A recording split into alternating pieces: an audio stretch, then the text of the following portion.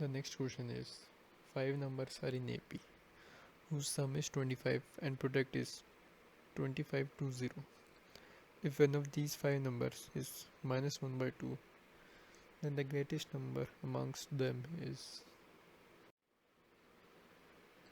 Now its solution: let the 5 numbers be a minus 2d, a minus d, a plus d, and a plus 2d.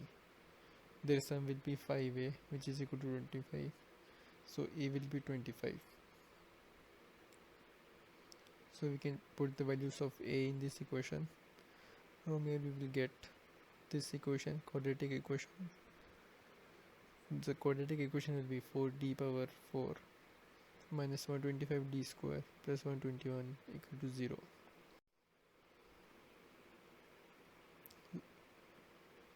From here we can find the value of d square, which will be, d square will have two values, 1 and 121 upon 4. So d will be plus minus 11 by 2. For d as 11 by 2, a plus 2d is the greatest term, and a plus 2d is 5 plus 7, 11, which will be 16.